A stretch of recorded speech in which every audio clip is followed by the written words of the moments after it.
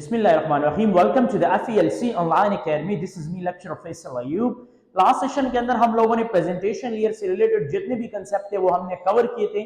ठीक है, आज की सेशन में हम नेक्स्ट वन लेयर पढ़ेंगे, यानी आप हमारे पास जो लेयर 4 है, ठीक है, वो हम पढ़ेंगे ट्रांसपोर्ट लेयर। ट्रांसपोर्ट लेयर क्या चीज है, ट्रांसपोर्ट लेयर हम क्यों इस्तेमाल करते हो साई मॉडल में, ट्रांसपोर्ट लेयर में कौन कौन से प्रोटोकॉल्स इस्तेमाल होते हैं, ट्रांसपोर्ट लेयर का मेन पर्पस क्या है, वो इस लेक्चर के अंदर हम कवर करेंगे। ठीक है, अगर आपको हमारे वीडियोस अच्छे लगते हो और आप चाहते हो कि इस तरह और भी हम वीडियोस बनाएं, हमें मोटिवेशन मिले, तो आप हमारे चैनल को लाइक, सब्सक्राइब और शेयर करना ना भूलिए। थैंक्स। चलते अपने टॉपिक की तरफ, वो है ट्रांसपोर्ट लेयर। ट्रांसपोर्ट लेयर का मतलब क्या है, ये OSI मॉडल का एक लेयर है।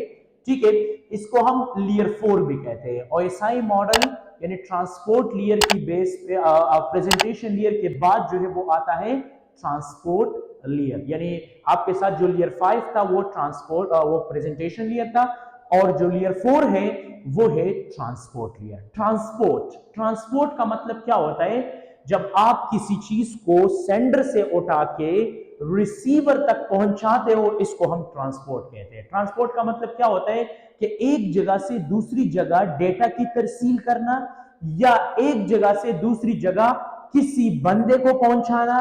This is called transport. इसको हम ट्रांसपोर्ट कहते हैं। जनरली ट्रांसपोर्ट का मकसद यही होता है, transfer the data from source to destination या from one place to another. ठीक है, ट्रांसपोर्ट नाम से पता चलता है कि ये डेटा को ले जाने वाला है, यानी डेटा को ले जाना, डेटा को एग्जैक्ट डेस्टिनेशन तक पहुंचाना। ठीक है, ये काम होता है ट्रांसपोर्ट लेयर का। ट्रांसपोर्ट लेयर ये लेयर 4 है OSI मॉडल का, और ये बहुत क्रूशियल रोल जो है वो बहुत ज्यादा इंपॉर्टेंट रोल प्ले करता है कम्युनिकेशन में।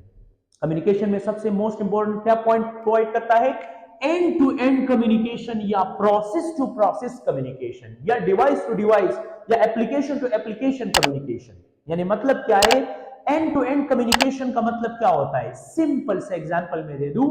एंड टू एंड कम्युनिकेशन का मतलब ये होता है कि ये एग्जैक्ट सोर्स है, यानी जो सेंडर है उसने व्हाट्सएप से एक मैसेज सेंड किया, तो ये क्या करेगा, इस डेटा को उठाएगा और एग्जैक्ट जो दूसरे मोबाइल में व्हाट्सएप है उस तक पहुंचाएगा। इसको हम डिवाइस टू डिवाइस कम्युनिकेशन नहीं कह सकते, इसको हम एप्लीकेशन टू एप्लीकेशन कम्युनिकेशन कहते हैं। यानी जिस एप्लीकेशन से जो मैसेज सेंड हुआ है, एग्जैक्टली जो रिसीवर है उसकी जो एप्लीकेशन यहां पे है, जो मैचेबल एप्लीकेशन है, वो उस तक पहुंचाता है और उसमें डेटा को प्रॉपर्ली डिस्प्ले करते हैं। मतलब कि आपने व्हाट्सएप से मैसेज किया है तो वो मैसेज व्हाट्सएप में ही डिस्प्ले होगा, लोकल मैसेज किया है तो लोकली ही डिस्प्ले होगा, मैसेंजर पर मैसेज किया है तो मैसेंजर में ही डिस्प्ले होगा।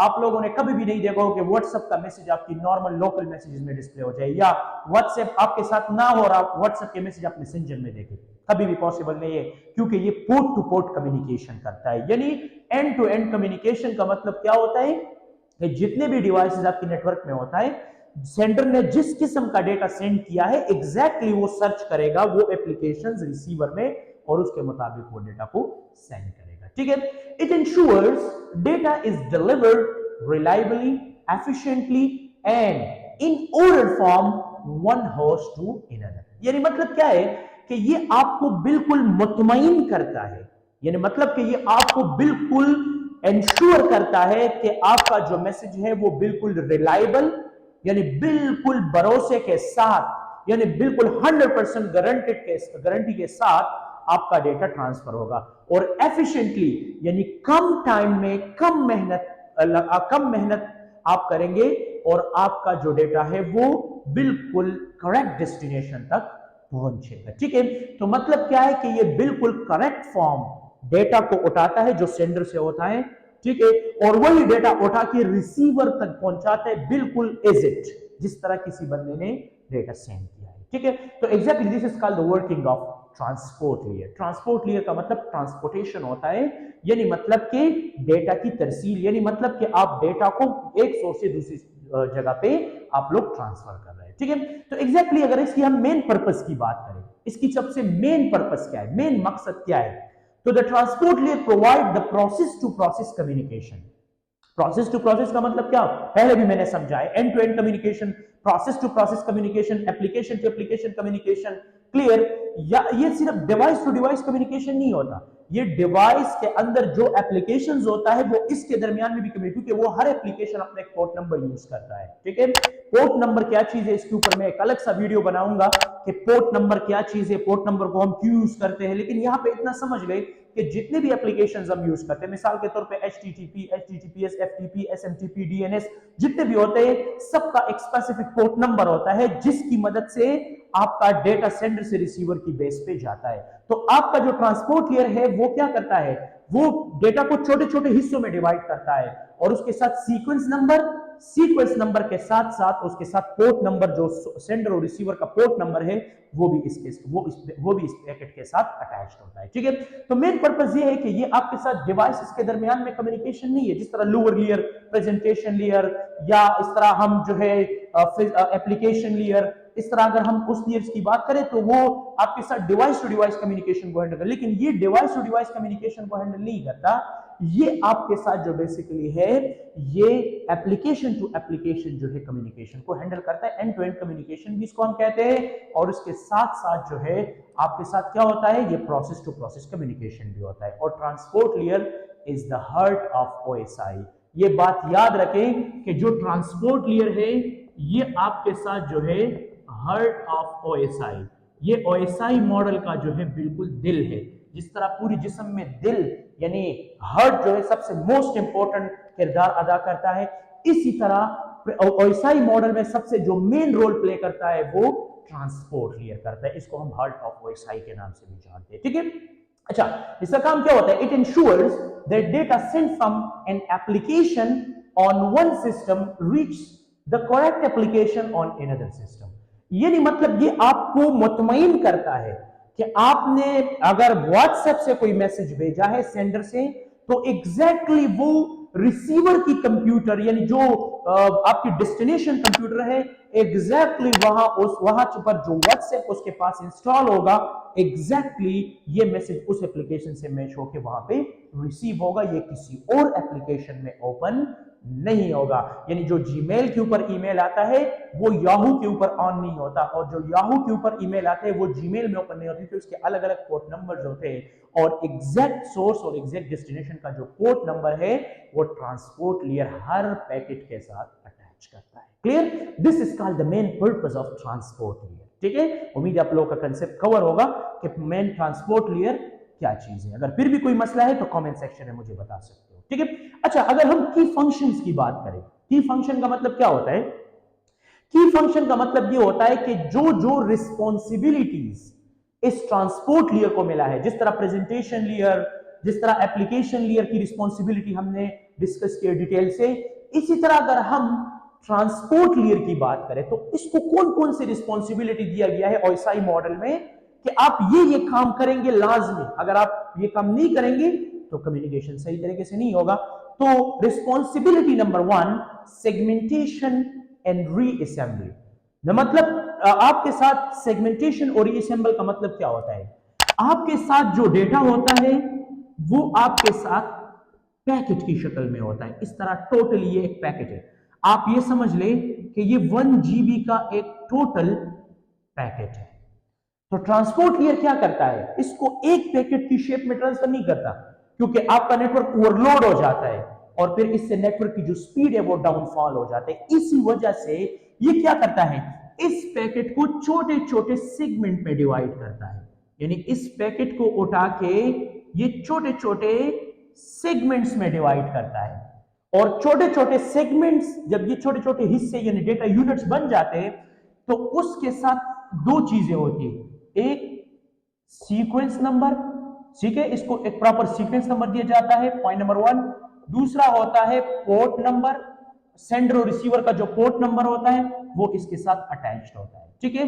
तो आपके साथ मिसाल के तौर पे sequence 1, sequence 2, sequence 3 and sequence 4, ठीक है। पोर्ट नंबर जो है वो भी इस सेंडर और रिसीवर का अटैच हो जाएगा। तो आपके साथ ये डेटा इस तरह छोटे छोटे पैकेट में जो है वो ट्रांसफर होना शुरू हो जाता है, यानी breaks and to small pieces. ये लार्ज डेटा को स्मॉल पीसेस में कन्वर्ट करके और क्या करता है, ट्रांसफर करता है। ये क्यों स्मॉल पीसेस में कन्वर्ट करता है, फास्ट कम्युनिकेशन, फास्ट डिलीवरी के लिए। यानी मतलब आप चाहते हो कि आपका data quickly and fastly transmit हो जाए, तो वहां पर डेटा की जब साइज कम होगी तो डेटा जल्दी ट्रांसफर होगा। ठीक है, तो एग्जैक्टली ये बात यहां पर भी है कि breaks large data into smaller chunks, यानी इसको हम सेगमेंट भी कहते हैं, यानी छोटे छोटे चंक्स यानी छोटे छोटे हिस्सों में डिवाइड करता है, जिसको हम सेगमेंट कहते हैं, हिस्सा यानी छोटे छोटे हिस्सों में ये कन्वर्ट करता है। इस छोटे छोटे हिस्सों का मकसद यही होता है कि डेटा फास्टली जो है वो ट्रांसमिट हो जाए। क्लियर?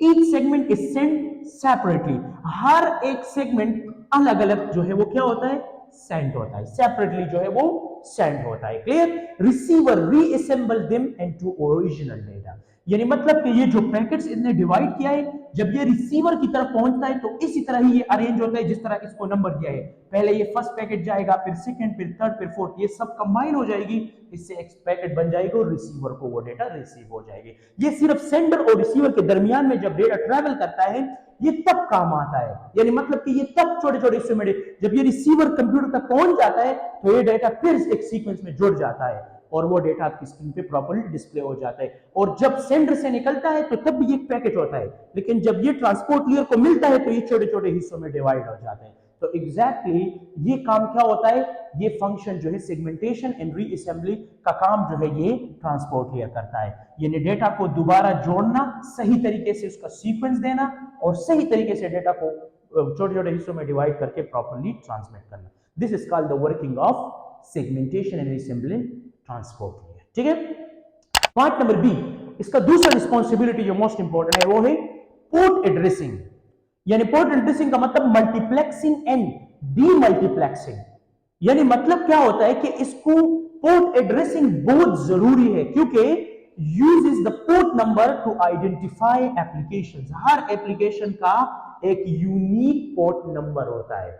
अगर आप पोर्ट नंबर नहीं देंगे, जिस तरह हम दो कंप्यूटर के दरमियान में आईपी को यूज करते हैं, तो आईपी अगर हम नहीं देंगे तो कम्युनिकेशन नहीं होगा, कम्युनिकेशन होगा तो आईपी यूज करेंगे। इसी तरह जब हम एंड्रॉइड के थ्रू किसी डेटा को डिलीवर करते हैं तो हर एक एप्लीकेशन का एक पोर्ट नंबर होता है। ठीक है, और वही पोर्ट नंबर आइडेंटिफाई करता है कि आपका डेटा कहां से जाएगा, किस डेस्टिनेशन तक पहुंचेगा और कितनी देर में पहुंचेगा, कौन कौन से डिवाइसेस से ये पास होगा।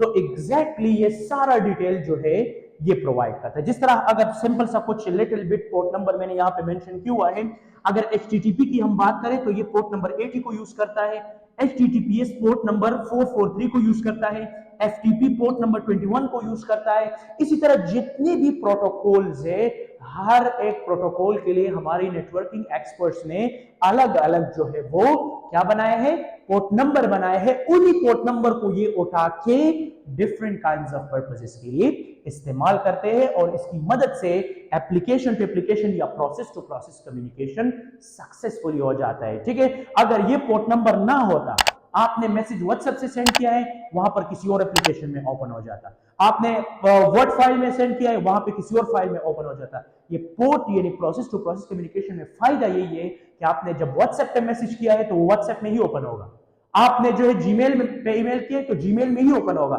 याहू या किसी और जगह पे ये ऑन नहीं होगा।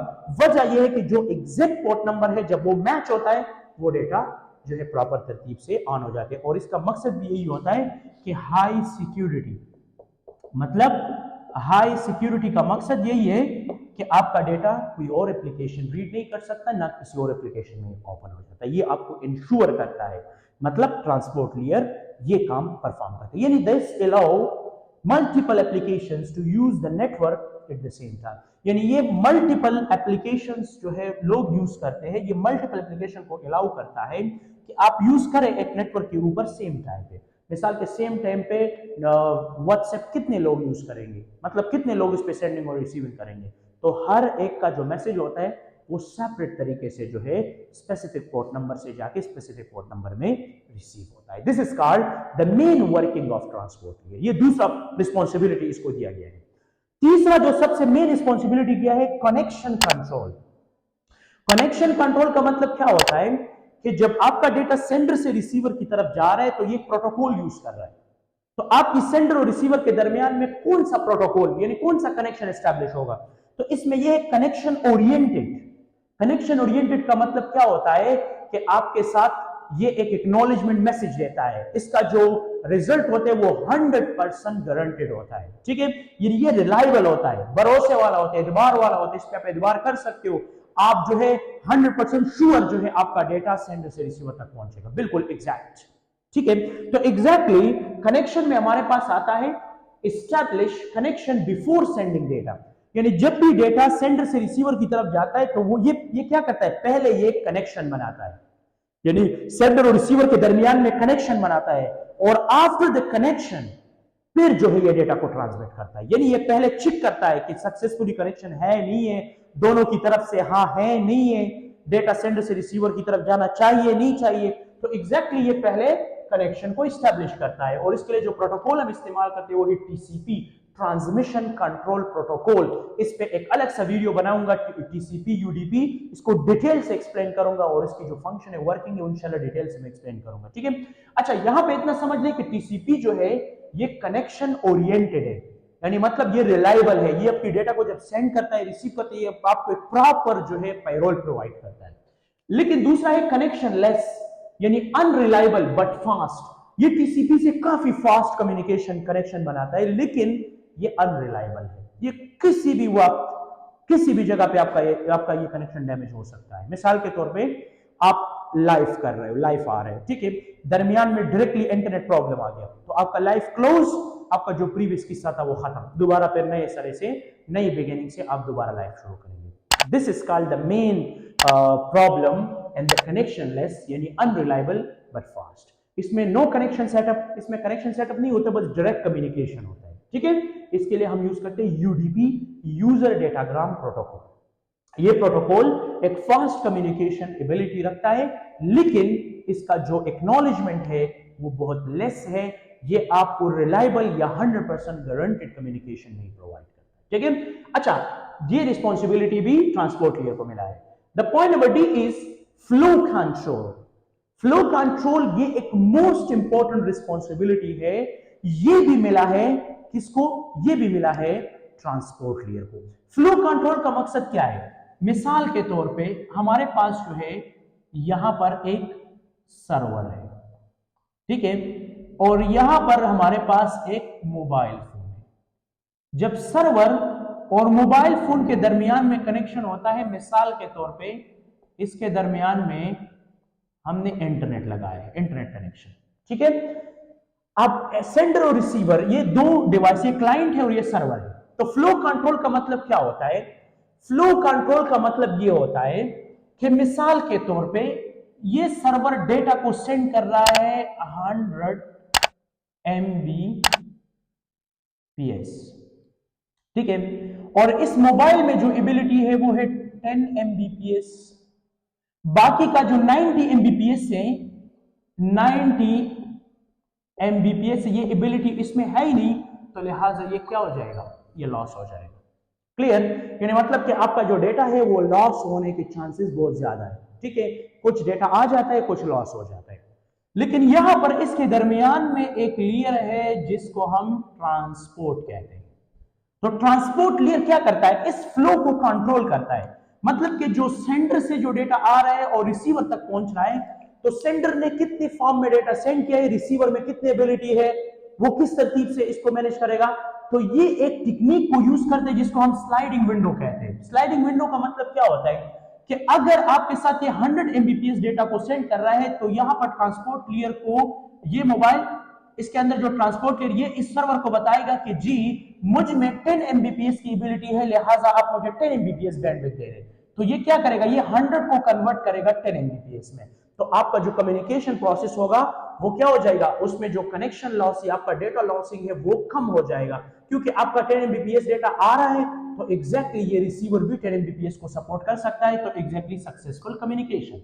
अगर यहां पर सर्वर से 100 Mbps आ रहा है और यहां पर 10 Mbps की एबिलिटी है, तो एग्जैक्टली फिर आपके जो कनेक्शन, आपकी जो डेटा है वो उसकी लॉस होने के चांसेस बढ़ जाते हैं। यानी इसका एक सिंपल से एग्जांपल मैं दे दूं, एक क्लास में 40 स्टूडेंट्स की कैपेसिटी है, ठीक है, और आप उसमें 50 स्टूडेंट्स बिठाना चाहते हो, तो इट्स नॉट पॉसिबल।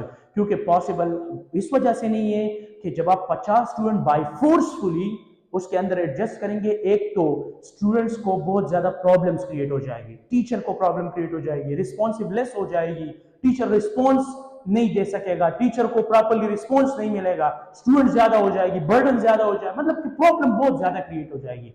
तो अगर आप एक क्लास में 40 स्टूडेंट की कैपेसिटी है तो उसमें 40 ही एडजस्ट करेगा। अगर आप 50 स्टूडेंट ले आए तो फिर हम इसको कहेंगे कि जी ये 10 स्टूडेंट किसी और क्लास में एडजस्ट करे, यहाँ पे कैपेसिटी सेट फुल है। इसी तरह काम करता है फ्लो कंट्रोल, यानी मतलब जब भी आपका डेटा सेंडर से रिसीवर की तरफ जाता है, अगर एक सेंडर ने डेटा सेंड किया हुआ है 100 एमबीपीएस की स्पीड में और आपकी जो मोबाइल है वो 10 एमबीपीएस स्पीड को सपोर्ट कर सकता है, तो एग्जैक्टली ये ट्रांसपोर्ट लेयर क्या करता है, उसको कम करता है, उस बैंडविड्थ को, उस एमबी को कम करता है, जितना आपकी मोबाइल सपोर्ट कर सकते हैं उतना मिलता है, बाकी का एमबी जो है वो क्या हो जाता है, सेव हो जाता है। तो एग्जैक्टली ये क्या करता है, ये फ्लो कंट्रोल भी ट्रांसपोर्ट लेयर को ही मिला है। This is called the main responsibility of transport layer. अच्छा, नेक्स्ट पॉइंट है एरर कंट्रोल। एरर कंट्रोल का मतलब क्या होता है कि ये एरर को भी कंट्रोल कर सकता है। यानी मिसाल के तौर पे यहां पर मैंने 1 से लेके 4, ये 4 पैकेट्स, यानी मतलब ये 4 जो अलग अलग हिस्से हैं, ये मैंने सेंडर से सेंड किया। जब मैंने सेंड किया तो आपका जो रिसीवर होता है इसके अंदर एक ऑप्शन होता है चेक सम, यानी ऑटोमेटिक रिपीट रिक्वेस्ट। ये एक ऑटोमेटेड रिपीट रिक्वेस्ट, ये एक एबिलिटी होता है रिसीवर के अंदर।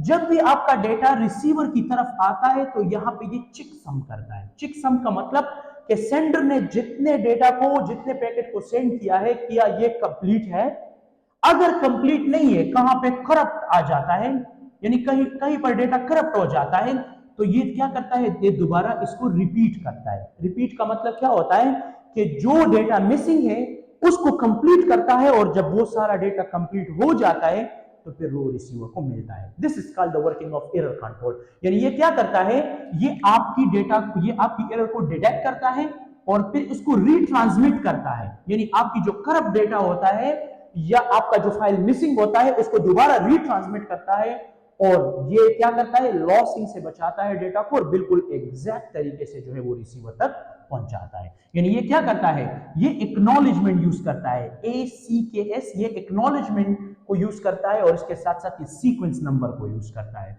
यानी मतलब कि यहां पर ये सीक्वेंस नंबर और इसके साथ साथ जो है ये एक्नॉलेजमेंट को चेक करता है जो इसके दरमियान में पहले से कनेक्शन बना होता है। ठीक है, जब ये सब कुछ कंप्लीट हो तो डेटा को एक पैकेट बना के रिसीवर को पहुंचाता है। अगर नहीं कोई मसला है तो ऑटोमेटिकली ये रीट्रांसमिट हो जाता है, और रीट्रांसमिटिंग के बाद जो है ये क्या हो जाता है, ये कंप्लीट होकर बिल्कुल एग्जैक्ट तरीके से जो है वो रिसीवर को मिलता है। ठीक है, तो मतलब क्या है कि यहां से आप एरर कंट्रोल भी कर सकते हो। ठीक है, अच्छा, नेक्स्ट वन हमारे पास है कंजम्पशन।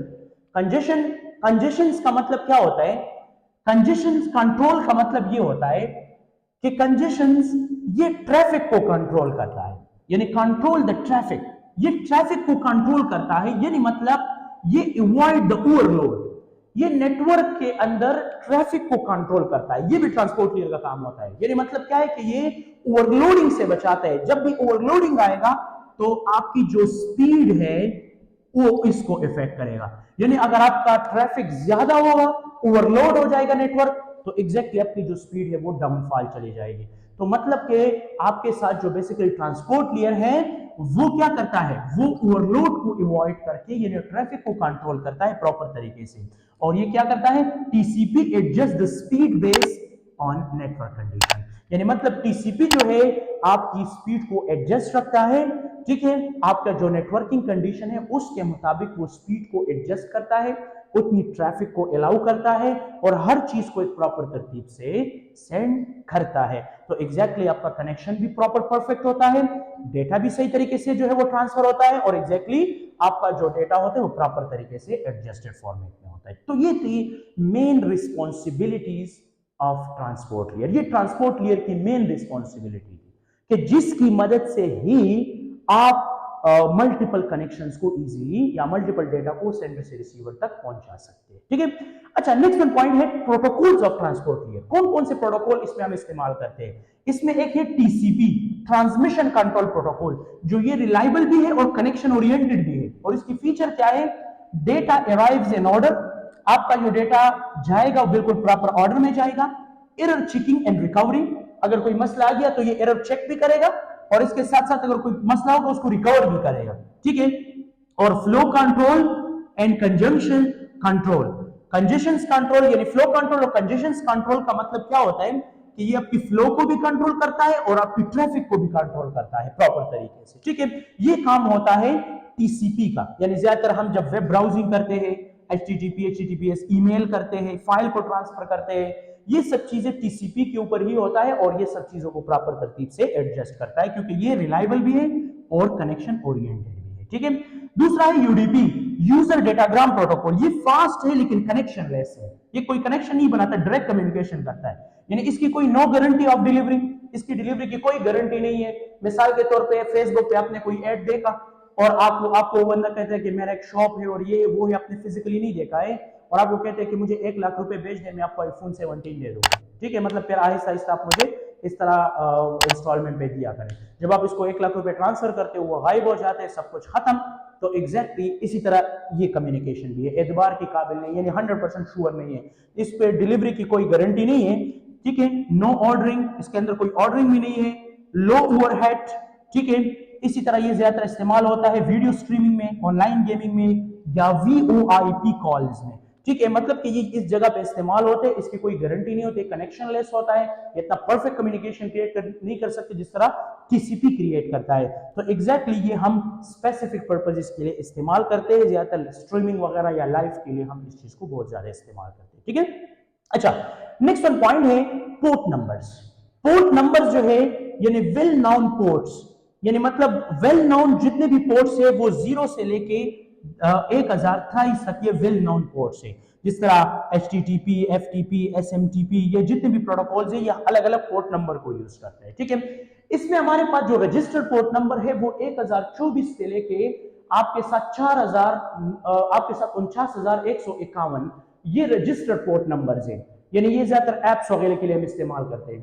और जो डायनेमिक पोर्ट नंबर है जिसको हम टेम्पररी यूज करते हैं वो हमारे पास 49152 से लेके 65535 तक, ये जितने भी पोर्ट नंबर्स है ये आपके साथ टेम्पररी यूज के लिए, हम डायनेमिक पोर्ट्स होते हैं, यानी मतलब ये टेम्पररी यूज के लिए होते हैं। ये हमारे पास पोर्ट नंबर्स है, इस पोर्ट नंबर पे मैं कल का वीडियो बनाऊंगा डिटेल से ताकि आप लोगों का ये आइडिया भी कवर हो जाए कि पोर्ट नंबर क्या है। लेकिन पोर्ट नंबर ये है कि जब भी हम किसी भी सेंडर से रिसीवर की तरफ कम्युनिकेशन करते तो ट्रांसपोर्ट लेयर एक स्पेसिफिक पोर्ट नंबर यूज करते हैं। पोर्ट नंबर हर एप्लीकेशन का अलग अलग पोर्ट नंबर होता है जो एग्जैक्ट सोर्स और डेस्टिनेशन प्रोवाइड करता है, ठीक है। अच्छा, अगर हम टीसीपी की 3-वे हैंडशेक को चेक कर ले, यानी मतलब कि ये कनेक्शन को किस तरह एस्टेब्लिश करता है, यानी तीन किस्म हमारे पास 3 जरिए है जो आपके साथ एक प्रॉपर कनेक्शन ये एस्टेब्लिश करते हैं, 3-वे है, ठीक है। सबसे पहला SYN, ये क्लाइंट सेंड रिक्वेस्ट, क्लाइंट क्या करता है, रिक्वेस्ट को सेंड करता है सर्वर को, तो ये क्या होता है SYN के ACK, यानी मतलब ये आपके साथ जो सिंक्रोनाइजेशन एक्नॉलेजमेंट होता है वो सर्वर रिस्पॉन्ड देता है। जब सर्वर जो है वो रिस्पॉन्ड करता है तो फिर एक एक्नॉलेजमेंट मैसेज आता है क्लाइंट कंफर्म, यानी मतलब क्लाइंट ने रिक्वेस्ट किया, ये एक कनेक्शन बन रहा है, ठीक है। तो एग्जैक्टली ये जाएगा सर्वर के पास, सर्वर इसको रिस्पॉन्स देगा, जब कनेक्शन प्रॉपर्ली सक्सेसफुली कॉन्फ़िगर हो जाएगी तो क्लाइंट कंफर्म, तो कनेक्शन एस्टैब्लिश, यानी मतलब कनेक्शन एस्टैब्लिश हो जाए, कोई मसला नहीं है, आप कनेक्शन बना सकते हो, ठीक है। अच्छा, अगर कनेक्शन टर्मिनेशन की हम बात करें तो 4-वे हैंडशेक है जिससे हम कनेक्शन को टर्मिनेट करते हैं। FIN यानी सेंडर वांट टू क्लोज, यानी सेंडर एक चीज को क्लोज करना चाहता है तो ये रिक्वेस्ट जाएगा, एक्नॉलेजमेंट रिसीव एक्नॉलेजेस, यानी ये क्या करेगा, रिसीवर जो है इस एक्नॉलेजेस को रिसीव करेगा, जब रिसीव हो जाएगा तो FIN यानी रिसीवर आल्सो क्लोजेस, अगर रिसीवर भी चाहता है कि हाँ ये चीज क्लोज हो जाए तो फिर एक्नॉलेजमेंट मैसेज आएगा फाइनल कंफर्मेशन, यानी मतलब क्या है कि सेंडर क्या करेगा, रिक्वेस्ट करेगा कि जी मुझे इस चीज को क्लोज करना है, तो उसको क्या मिलेगा, रिसीवर की तरफ से उसको एक मैसेज मिलेगा कि हाँ अगर आप क्लोज करना चाहते हो क्लोज कर दे, डजंट मैटर। और उस रिसीवर क्या करेगा, जब रिसीवर से मैसेज मिल जाएगा तो फाइनली एक्नॉलेजमेंट मिल जाएगा, फाइनल कंफर्मेशन मिल जाएगा कि जी आप अगर इस चीज को क्लोज करना चाहते हो तो यस ऑफ कोर्स आप इस चीज को क्लोज कर सकते हो, ठीक है। तो ये आपके साथ जो है टीसीपी का कमाल है कि टीसीपी एक प्रॉपर कनेक्शन बनाते हैं और इसका एक प्रॉपर टर्मिनेशन करते हैं। ये भी सारी रिस्पॉन्सिबिलिटी ट्रांसपोर्ट लेयर को दिया गया है। ट्रांसपोर्ट लेयर इसको हम हर्ड ऑफ वाईसाई तो इस वजह से नहीं कहते क्योंकि ये सारी मेन रिस्पॉन्सिबिलिटी को हैंडल करते हैं, ठीक है। अगर इसकी रियल लाइफ एग्जांपल की हम बात करें, रियल लाइफ एग्जांपल, मिसाल के तौर पे think of transport layer link a courier services, यानी ट्रांसपोर्ट लेयर को आप इस तरह समझ ले कि जिस तरह आपके साथ एक कोरियर सर्विसेज, कोरियर का मतलब कि जिस तरह हम मल्टीपल कोरियर्स को एक जगह से दूसरी जगह ट्रांसमिट करते हैं, ठीक है। मिसाल के तौर पे हमारे पास जो पोस्ट ऑफिस है जो वो डिफरेंट कोरियर को ट्रांसफर करता है, इसी तरह हमारे पास जो है मल्टीपल कोरियर प्लेटफॉर्म्स है जो वो आपकी डेटा को, आपकी जो फाइल को वो एक सोर्स से दूसरी सोर्स तक पहुंचाते हैं, यानी एक सोर्स से दूसरी डेस्टिनेशन तक पहुंचाने में काम करता है, ठीक है। तो सेगमेंट्स यानी पार्सल्स, यानी छोटे छोटे पार्सल्स होते हैं, जितने भी चीजें होते हैं वो छोटे छोटे पार्सल्स में होते हैं। हम पार्सल्स बनाते हैं, अलग अलग चीजों के लिए अलग अलग पार्सल्स बनाते हैं, ठीक है। फिर है पोर्ट नंबर यानी हाउस या अपार्टमेंट नंबर्स, जिस तरह हाउस एंड अपार्टमेंट नंबर्स होते हैं इसी तरह नेटवर्क के अंदर पोर्ट नंबर्स होते हैं। फिर टीसीपी, टीसीपी का मतलब रजिस्टर्ड डिलीवरी, यानी मतलब सिक्योर एंड ट्रैक्ड, यानी इस हम अपनी डिलीवरी को रजिस्टर करते हैं, उस पर एक ट्रैकिंग आईडी होता है, मतलब मल्टीपल चीजें, सेंड रिसीवर का एड्रेस वगैरह सब चीजें होता है, ठीक है। और यूडीपी क्या करता है, नॉर्मल डिलीवरी यानी फास्ट लेकिन नो गारंटी, यानी यूडीपी ये है कि आपकी डेटा को फास्टली जो है वो ट्रांसमिट करेगा, ठीक है। इस तरह कुछ इस तरह है कि बड़े बड़े कंपनियां हैं, मिसाल के तौर पे पोस्ट ऑफिस, ये जो है टीसीपी है, ठीक है। इसी तरह हमारे पास जो है ये सब चीजें जो है ये टीसीपी है। इस तरह टीसीएस वाले हैं, ये भी जो है टीसीपी की तरह काम करता है, यानी ये भी गारंटेड है। लेकिन कुछ इस तरह है कि मिसाल के तौर पे आपका एक बंदा है, मतलब आपने कभी फर्स्ट टाइम देखा है और आप इसको कहते हो कि जी मेरे पार्सल ले ले और ये इस बंदे को दे दे, ठीक है। तो इसकी कोई गारंटी नहीं है कि ये पार्सल उस तक पहुंचेगा सिक्योर या नहीं, या दरमियान में ये पार्सल गायब हो जाएगा, या ये इसको ओपन कर देगा, चेक करेगा। तो एग्जैक्टली ये आपके साथ यूडीपी की तरह ही होता है, ठीक है। तो इसका डिलीवरी नॉर्मल होता है, फास्ट होता है, लेकिन इसका कोई गारंटी नहीं है ये एग्जैक्टली सिक्योर कम्युनिकेशन नहीं कर। लेकिन जो टीसीपी है वो proper exact and secure communication generate करता है, ठीक है। इसी तरह अगर हम यहाँ पर टीसीपी विद यूडीपी की बात करें, तो अगर हम फीचर्स की बात करें, कनेक्शन जो है ये connection oriented, TCP connection oriented है, यूडीपी कनेक्शन ओरिएंटेड नहीं है। अगर रिलायबिलिटी की हम बात करें तो टीसीपी की हाई रिलायबिलिटी है और यूडीपी की कम है, यानी मतलब है लेकिन इतना नहीं है, ठीक है। स्पीड की बात करें तो ये थोड़ा सा स्लो है, लेकिन यूडीपी फास्टर है, लेकिन उसका कोई गारंटी नहीं है, ठीक है। इसी तरह एरर कंट्रोल की हम बात करें तो यहाँ पे है, यहाँ पे कोई एरर कंट्रोल नहीं है, बस जिस जगह से भी कोई मसला आ गया तो वहां पे टर्मिनेट हो जाता है। और यहाँ पे अगर हम यूज केस की बात करें तो ये ज्यादातर वेब ईमेलिंग या एफटीपी में हम यूज करते हैं, और ये ज्यादातर स्ट्रीमिंग या ऑनलाइन गेम्स वगैरह इन सब चीजों में इसको हम इस्तेमाल करते हैं, ठीक है। तो मतलब मेरे कहने का मकसद यही होता है कि जो ट्रांसपोर्ट लेयर है, it's a very important, it play very important role and OSI model, ये ओएसआई मॉडल में सबसे मेन रिस्पॉन्सिबिलिटी को हैंडल करता है, इसको हम आर्ट ऑफ ओएसआई भी कहते हैं। उम्मीद है आप लोगों को ये लेक्चर समझ आई होगा।